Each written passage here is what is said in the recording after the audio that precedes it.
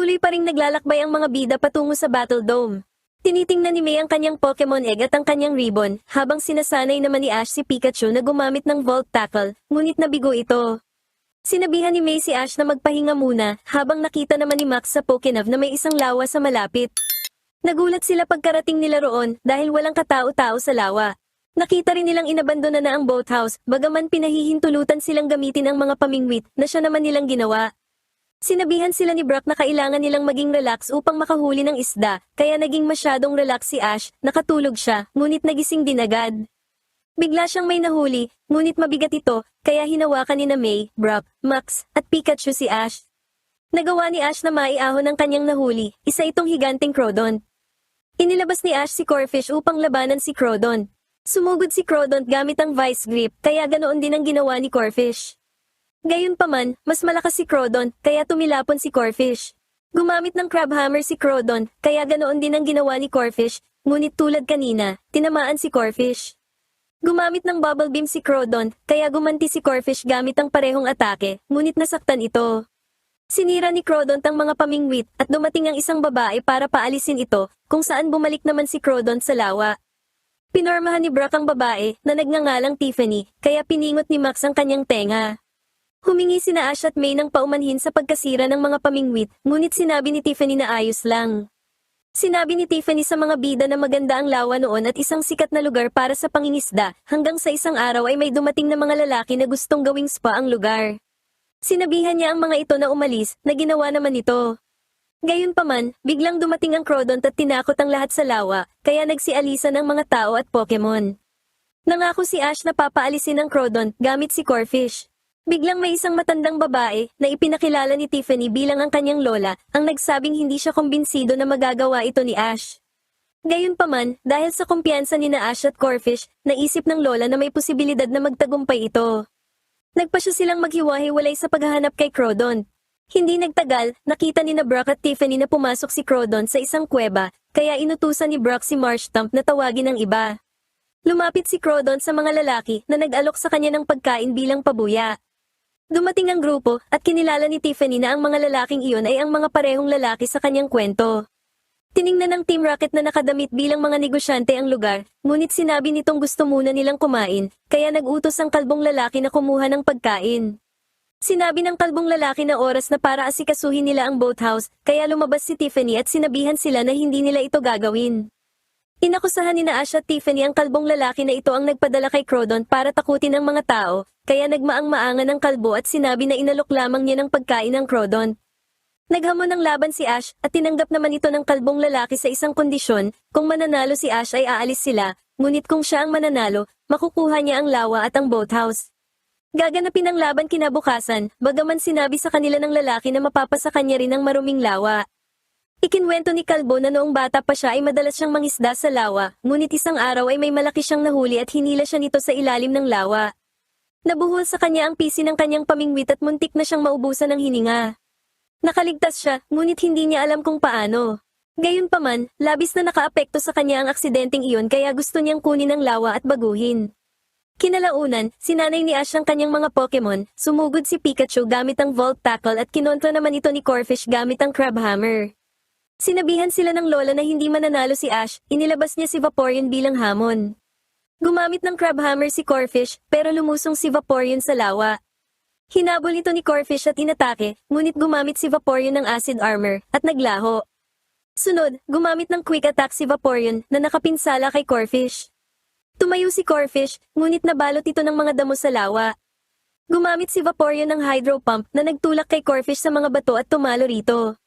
Sinabi ng lola kay Ash na malakas si Corphish, ngunit mas malakas si Crawdon, kaya kailangang makibagay ni Ash sa lugar na kanilang pinaglalabanan at sa sitwasyong kinalalagyan niya.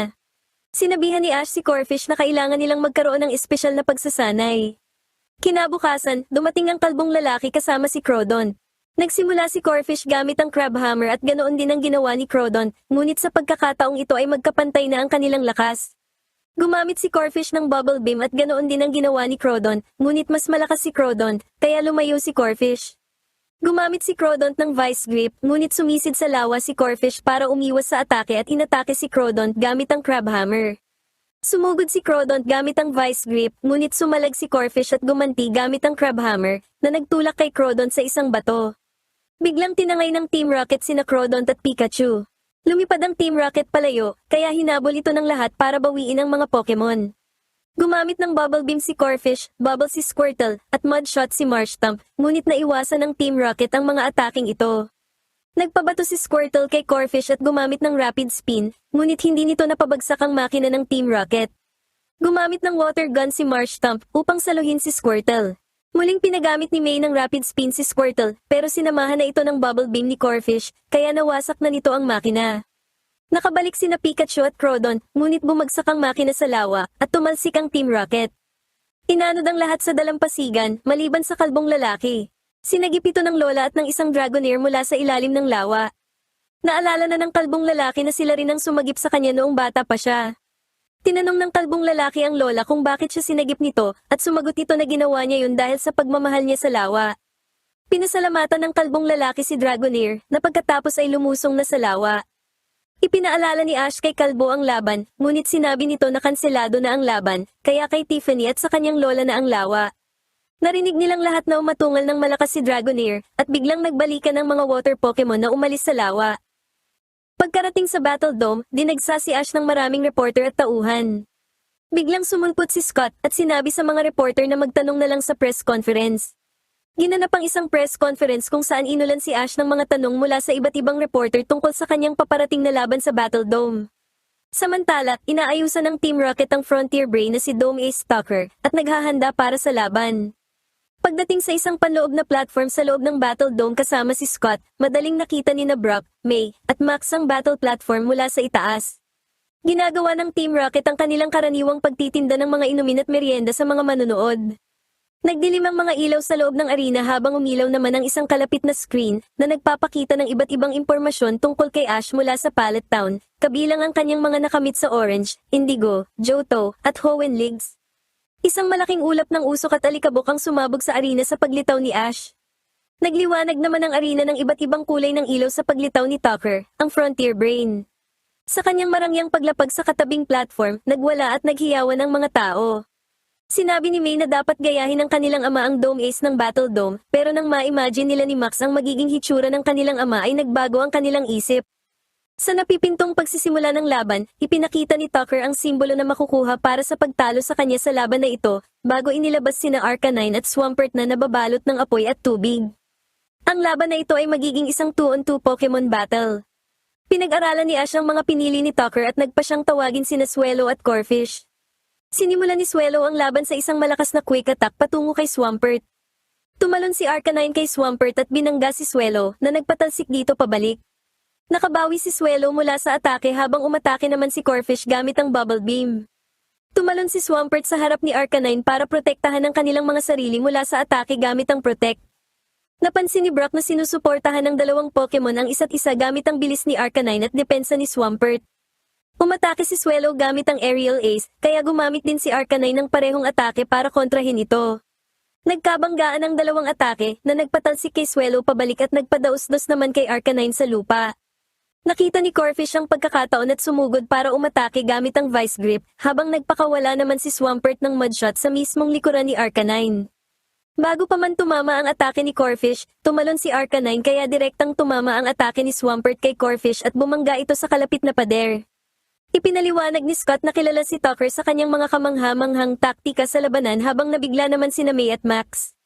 Pinasalamatan ni Tucker si Ash para sa kanyang fighting spirit at husay, ngunit agad na itinuloy ni Swampert ang laban gamit ang water gun. Umiwas sina Swellow at Corfish sa atake, sabay sugod ni Corfish patungo kay Swampert gamit ang isang malakas na Crab Hammer.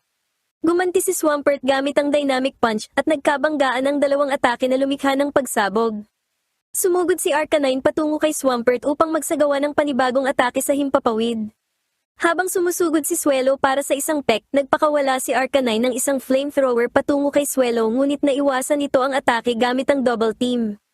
Pinalakas ni Arcanine ang atake nito gamit ang Fire Blast na umubos sa mga kopya ng double team ni Swellow. Nagkomento si May na para silang nanonood ng isang contest battle. Samantala, kinukolekta ni Swampert ang tubig sa hangin at hinuhugis ito gamit ang isang water pulse. Sumugod si Swellow kay Swampert gamit ang Quick Attack pero sinalubong ito ni Arcanine gamit ang Extreme Speed at lumikha ang banggaan ng isang dambuhalang pagsabog. Sumugod si Corphish gamit ang Crabhammer ngunit hindi na ito umabot dahil napakawalan na ni Swampert ang dambuhalang Water Pulse patungo kina Corphish at Swellow. Sunod, nagpakawala si Arcanine ng Fire Blast sa loob ng umiikot na tubig kaya nagsanib ang apoy at tubig, ang pinakamagandang taktika ni Tucker. Naipit sina Swellow at Corphish sa loob ng pinagsamang atake na lumikha ng isang malaking pagsabog at parehong bumagsak ang dalawang Pokemon ni Ash sa lupa. Nanonood ang Team Rocket sa laban, habang tila wala ng sapat na lakas sina Corphish at Swellow para ipagpatuloy ang laban. Muling bumangon ang dalawang Pokemon na may fighting spirit na mas matindi pa kay Sarati. Parehong nagpakawala sina Arcanine at Swampert ng Flamethrower at Water Gun patungo kay Corphish, ngunit kinontra lang ito ng Bubble Beam ni Corphish. Akmang aatakihin ni Swampert ng Dynamic Punch si Corphish kaya sinugod ni Swellow si Swampert gamit ang Quick Attack, sinugod naman ni Arcanine si Swellow. Ngunit bigla itong umiwas kaya bumangga si Arcanine kay Swampert. Nagpakawala ng panibagong Fire Blast si Arcanine, ngunit kinontra ito ni Corphish gamit ang Bubble Beam. Walang makita dahil sa makapal na hamog na bumalat sa loob ng arena. Hindi sigurado sina Arcanine at Swampert sa eksaktong kinaroroonan ni Swellow pero sumugod pa rin sila patungo kina Corphish at Swellow. Eksaktong tatama na sana ang parehong atake nang biglang lumipad pa ilalim si Swellow. Bumalik sina Corphish at Swellow at umatake gamit ang Crabhammer at Aerial Ace. Hindi na makabangon sina Arcanine at Swampert kaya ibinigay na ang panalo kay Ash.